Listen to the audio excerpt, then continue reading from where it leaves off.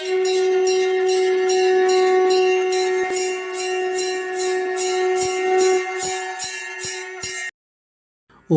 ஸ்ரீ குருப்பியோ நமஹ. ஓம் கம் கணபதையே நமஹ. நம்ம ஸ்ரீநிகேதன் வலைதளம் வாயிலாக முருகப்பெருமானுடைய சாஸ்திரநாமத்திலிருந்து தினம் ஒரு நாமாவளியை சிந்திச்சுருக்கோம். இன்றைய தினம் 407வது நாமாவளியாக ஓம் தீன சந்தாப நாசனாய நமஹ.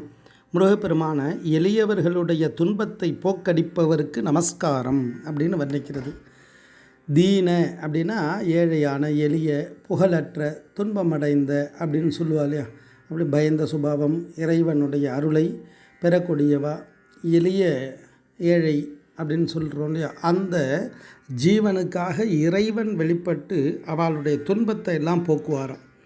ஏன்னா அசுரர்கள் தவம், மிகப்பெரிய தவத்தை ஏற்றி அந்த தவத்தின் பயனாக வரத்தை பெற்று தேவர்கள் எல்லா உயிர்களுக்கும் துன்பத்தை கொடுத்தா.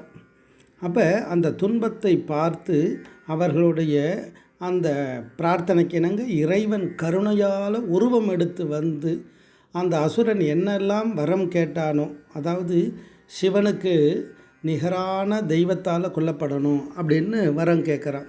ஏன்னா வரம் கொடுத்த சிவன் நம்மளை எதுவும் பண்ண மாட்டார்ன்ற நம்பிக்கையோடு.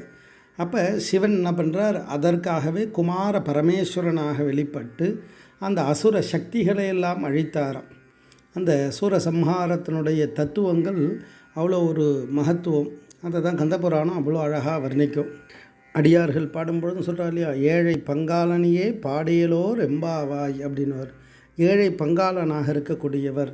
அப்படி இது ஏழை அப்படின்றது என்ன இந்த இடத்துல அர்த்தம் அப்படின்னா, அருளை வேண்டி இருக்கக்கூடியவா, அருளை நாடி இருக்கவாளுக்கு அருள் சுரப்பதற்காக, அருள் புரிவதற்காக இறைவன் வெளிப்பட்டு அவளுடைய துன்பத்தை எல்லாம் போக்குவார் அப்படின்றது அதனுடைய தத்துவார்த்தம்.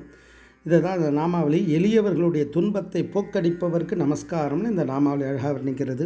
ஓம் தீன சந்தாப நாசனாய நமஹ. ஸ்ரீ குருப்பியோ நமஹ. ஓம் சும் சுப்பிரமணியாய நமஹ.